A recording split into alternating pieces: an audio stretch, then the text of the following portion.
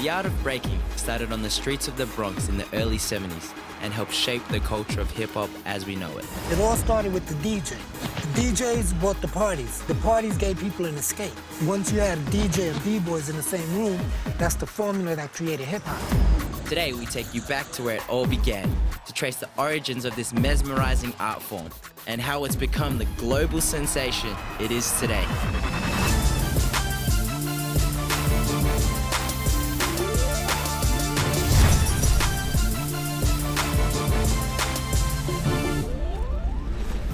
What's up, everybody? My name is Emmanuel, here in New York, chilling on the Brooklyn Bridge. Check out the view. I'm here to explore the origins of breaking and how it's become a global art form it is today. And my guide to the scene is the one and only Alien Ness, the president of the mighty Zulu Kings, who are credited for starting the breaking culture. So let's get this block party started, yeah!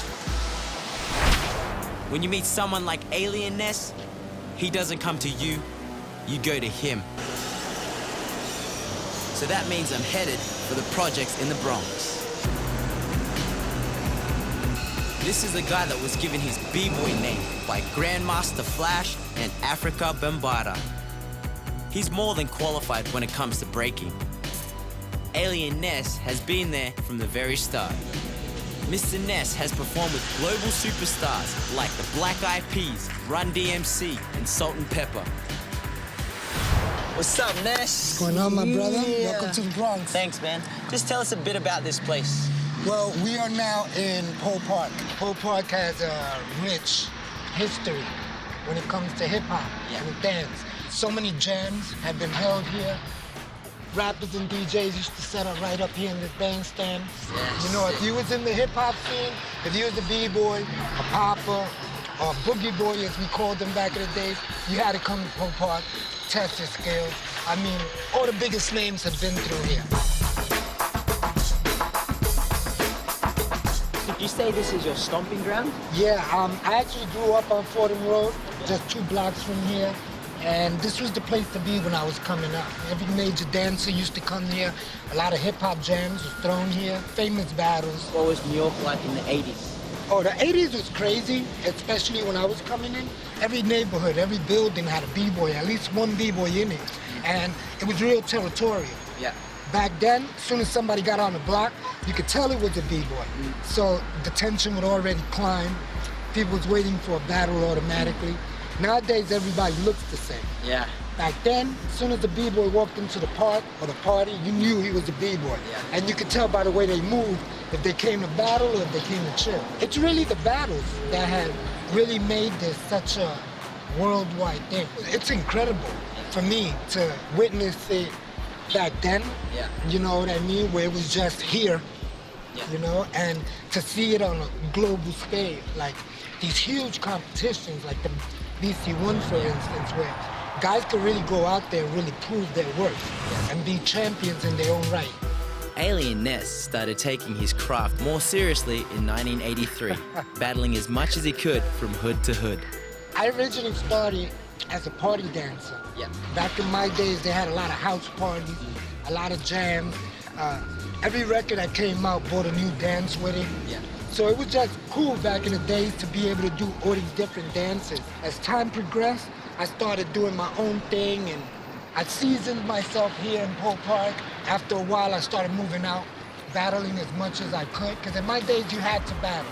So Zulu Kings, how did that start? Zulu Kings started in 1973. They were the first established B-boy crew ever.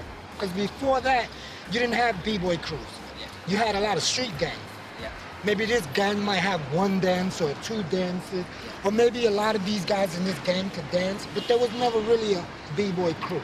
Zulu Kings have given birth to some of the best B-boys on the planet. These are people who created moves, head spins, chair freezes, the original footwork shuffle.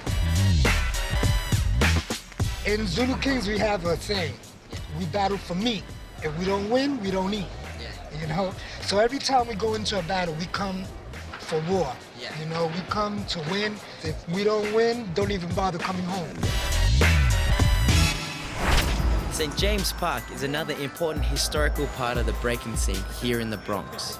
It wasn't as famous as Poe Park, but a lot of influential people came out of this area.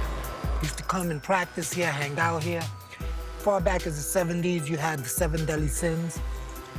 Into the 80s, you had Floor Masters, New York City Breakers, Incredible Breakers. They're all from this area here. So can you tell us the foundations of hip-hop? The foundations of hip-hop was always first about the music, about the DJ. You know what I mean? It all started with the DJ. The DJs bought the parties. The parties gave people an escape from the madness of the Bronx. If it was a good DJ, it would attract B-boys. Yeah. And once you had a DJ and B-boys in the same room, that's the formula that created hip-hop. Even though the Mighty Zulu Kings were founded in 1973, many different people have represented the crew since then. Each generation has brought with it a new wave of members, titles, and means of representation. The Mighty Zulu Kings is now in its 4th generation of leadership, who have helped to popularize and shape the group's image. Original 13 are the first 13 brothers that walked into that freestyle session in 2007 wearing Zulu King patches. Yeah. It was the first time the world has ever seen the Zulu King patch that deep. So many of us, and it was 13 of us. And that's basically who we call the original 13. People like myself, Poe One, K-Mel, Casper, you know, Taekwon, Oma, Smurf, Vix, Phantom, Jules, Hurry C. These brothers are the original 13. Is it hard to get a patch? Yeah, it could take you up to 3 years to get into Zulu Kings, and it could take you maybe another 3 years to earn the patch. Here in the Bronx River Projects is the birthplace of Africa Bambaataa, the man who created the Zulu Nation and the Zulu Kings. This is home to where it all began. In 1973, there was a huge meeting with all the gangs that happened not too far from here at the Boys Club. And the meeting was meant to try to stop the madness, the killing amongst all the gangs. Bambaataa was inspired by that. And he brought that back to Bronx, that ideology back to Bronx River. Now in Bronx River, at one time, there was probably a different gang in every single building. If you see there's 9 buildings, there was a different gang in every building.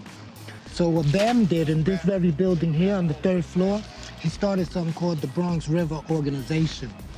And after a while, word in the neighborhood started getting out, you know, about all these gangs in Bronx River getting together, uniting. And he named it Zulu Nation. And coincidentally, the 5 brothers that helped him start all that were all B-boys.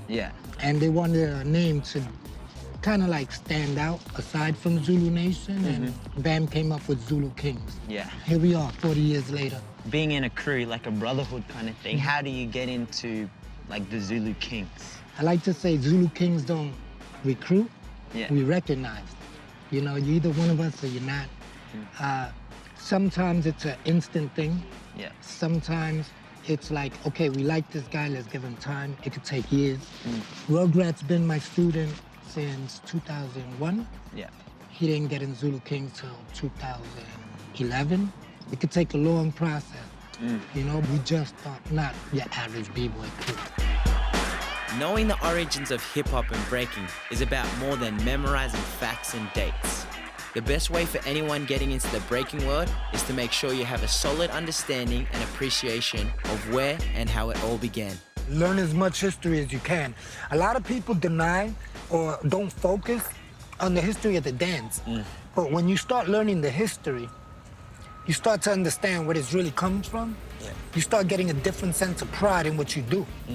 You understand? When you know everything that the dance has been through, all its legends, you know what I mean? You get a different sense of pride, a different sense of worth. I always suggest that everybody start at the beginning, dig in crates, get as much info as you can. Although the culture of hip-hop is now a global sensation, it's thanks to pioneers and legends like Alien Ness and the mighty Zulu Kings that the heart of hip-hop still beats as strongly in the Bronx as it did when it began all those decades ago.